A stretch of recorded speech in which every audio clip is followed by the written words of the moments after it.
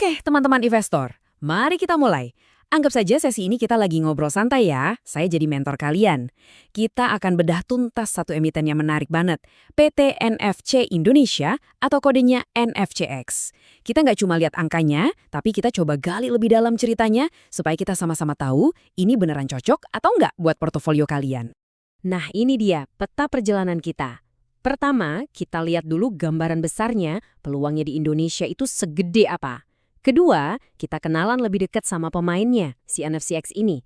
Ketiga, kita intip momen paling krusialnya, titik balik keuangannya di tahun 2025. Keempat, nah ini yang seru, kita pecahkan teka-teki valuasinya. Ini barang mahal atau murah sih?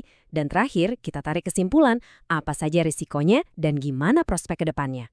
Oke, kita mulai dari bagian pertama. Ingat ya, investor yang cerdas itu selalu lihat dulu kondisi lapangannya. Lihat dulu anginnya bertiup kemana sebelum memutuskan mau berlayar. Jadi, sebelum kita ngomongin NFCX, kita harus paham dulu tren besar apa yang jadi panggung buat mereka. Coba deh lihat angka ini. Gila kan? Pasar kendaraan listrik alias EV di Indonesia itu diprediksi bakal meroket hampir 50% di tahun 2025. Dan yang bikin lebih luar biasa lagi, ini terjadi di saat pasar otomotif yang biasa-biasa aja malah lagi lesu, turun 11%. Ini bukan cuma tren sesaat loh, ini adalah sebuah pergeseran besar-besaran. Tapi, walaupun pertumbuhannya kenceng banget, kita ini sebenarnya masih ada di babak-babak awal. Lihat deh, penetrasi pasar EV kita baru di angka 18%. Masih di bawah tetangga kita loh, kayak Vietnam dan Thailand. Artinya apa? Ya artinya ruang untuk tumbuhnya itu masih sangat-sangat besar. Kuenya ini masih gede banget buat diperebutin. Oke, kolamnya udah kelihatan jernih dan potensinya besar. Sekarang waktunya kita lihat pemain utamanya, NFCX. Gimana sih cara mereka memposisikan diri buat menangkap tren digital dan EV yang lagi panas-panasnya ini? Yuk kita bongkar mesin bisnisnya. Gampangnya begini, NFX itu jago banget bertransformasi. Awalnya mereka cuma main di platform pemasaran digital, terus wush, mereka banting setir dengan cerdas.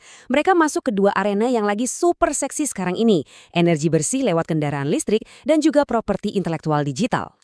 Nah ini dia potret bisnis mereka saat ini. Coba lihat, hampir 90% pendapatan itu masih datang dari bisnis lawas mereka, yaitu sebagai agregator produk digital. Anggap aja nih kayak grosir pulsa atau token listrik gitu. Sementara itu, segmen energi bersih yang digadang-gadang jadi masa depan, kontribusinya baru 3,6%. Ini poin yang penting banget. NFCX itu lagi di tengah-tengah proses ganti kulit.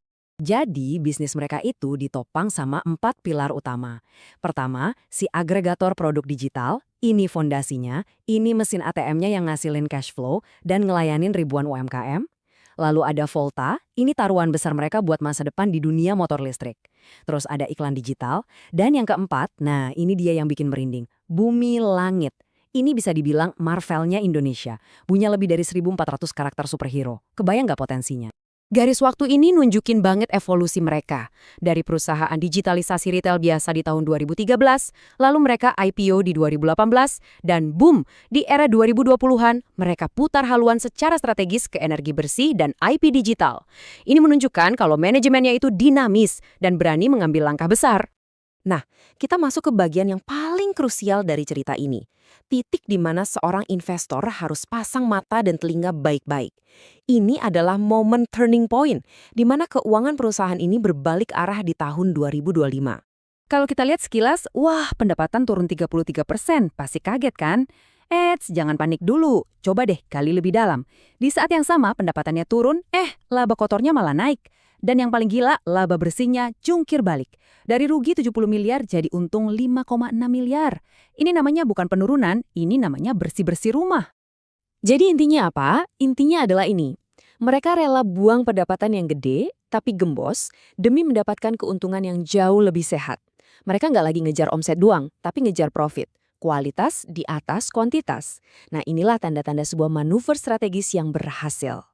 Dan ujung-ujungnya, apa yang penting buat kita sebagai investor? Ya ini, laba per saham alias EPS-nya jadi positif. Artinya, setelah melewati masa-masa sulit, perusahaan ini akhirnya mulai lagi nyetak duit buat para pemegang sahamnya. Ini adalah sinyal yang sangat-sangat kuat. Oke, ceritanya keren, perusahaannya lagi berbenah. Sekarang pertanyaan sejuta umatnya, harganya gimana? Murah atau mahal? Nah, disinilah kita masuk ke bagian yang paling bikin pusing sekaligus paling seru, yaitu teka-teki valuasi CNFCX. Valuasi NFCX ini unik banget, kayak punya dua muka. Di satu sisi, kalau kita lihat dari PE ratio-nya, angkanya 216 kali. Mahal banget kan? Pasar seolah-olah bilang, gue yakin banget profit lu bakal meledak di masa depan. Tapi, coba kita lihat dari sisi lain, PS ratio-nya cuma 0,30 kali. Ini artinya murah pakai banget. Seolah-olah pasar bilang, omset lu yang triliunan itu gue hargain murah aja deh. Bingung kan? Nah, biar makin kebayang anehnya, kita bandingin aja sama rata-rata industrinya. PE-nya NFCX itu terbang ke langit jauh banget di atas rata-rata. Sementara PS-nya nyungsep ke bumi, jauh di bawah rata-rata. Ini anomali banget, ada dua cerita yang saling bertolak belakang di sini. Dan tugas kita adalah mencari tahu mana yang lebih masuk akal. Nah, pertanyaannya balik lagi ke kita sebagai investor. Mana yang mau kita percaya? Cerita dari PE yang bilang saham ini super mahal, atau cerita dari PS yang bilang ini saham super murah dengan potensi terpendam? Jawaban kalian atas pertanyaan inilah yang akan jadi dasar keputusan investasi kalian. Oke, kita sudah bongkar semuanya dari A sampai Z. Sekarang waktunya kita tarik benang merahnya. Mari kita timbang-timbang. Mana yang lebih berat, risikonya atau peluangnya? Yuk kita putuskan vonis akhirnya. Ingat ya, investasi itu nggak ada yang 100% aman. Ada beberapa lampu kuning yang harus kalian perhatikan di sini. Pertama, regulasi pemerintah. Bisa aja tiba-tiba ada aturan baru soal pajak.